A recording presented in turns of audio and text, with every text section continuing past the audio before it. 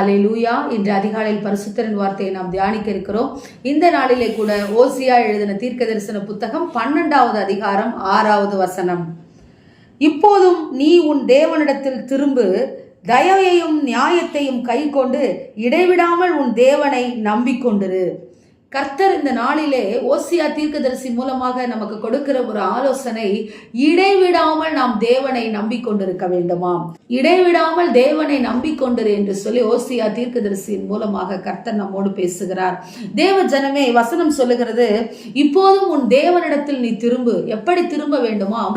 தயையையும் நீ நியாயத்தையும் கை கொண்டு. தயவையும் நியாயத்தையும் கை கொண்டு. கர்த்தர் நம்மிடத்திலே தயவை காட்டுகிறவராய் இருக்கிறார். கர்த்தர் நம்மிடத்திலே நியாயத்தை செய்கிறவராய் இருக்கிறார். நாம் செய்த சிறிய சிறிய பிரயாசங்களை கூட கர்த்தர் மறக்காதபடிக்கு மீண்டுமாய் நம்மை பாவத்திலிருந்து தூக்கி எடுக்கிற தேவனாய் இருக்கிறார். எனவேதான் தேவ ஜனமே அவர் சொல்லுகிறார், இஸ்ரவேலே, நீ கர்த்தரிடத்தில் திரும்பு, இடைவிடாமல் அவரையே நம்பிக்கொண்டிரு என்று சொல்லி. இடைவிடாமல் அவரை நம்பிக்கொண்டிருக்க அவர் நம் மீது பாராட்டின தயை நமக்கு பெரிதாய் இருக்கிறது. நாமும் பிறரிடத்தில் தயை காட்டுகிறவர்களாக, நமக்கு ஒரு நீதி மற்றவர்களுக்கு ஒரு நீதி என்று இல்லாதபடிக்கு எல்லோருக்கும் ஒரே நீதியை பேசுகிறவர்களாக நாம் இருக்க வேண்டும்.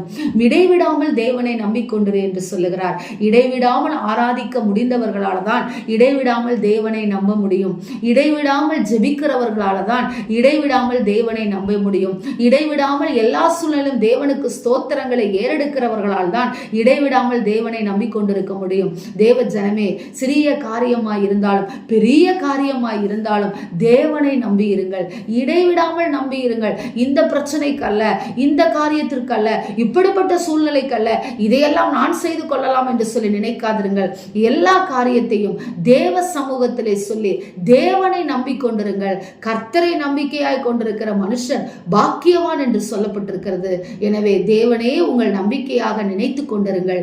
இடைவிடாமல் எந்த சூழ்நிலை, ஒவ்வொரு நிமிஷமும் தேவனை நம்புங்கள். பெரிய காரியத்தை கர்த்தர் உங்கள் வாழ்க்கையிலே செய்வார். ஆமேன். ஸ்தோத்திரம். எங்களை நேசிக்கிற எங்கள் நல்ல தகப்பனே, இடைவிடாமல் உம்மை நம்பிக்கொண்டிருக்கிற கிருபையை எங்களுக்கு நீர் கொடுக்கும்படியாக நாங்கள் செபிக்கிறோம் அப்பா.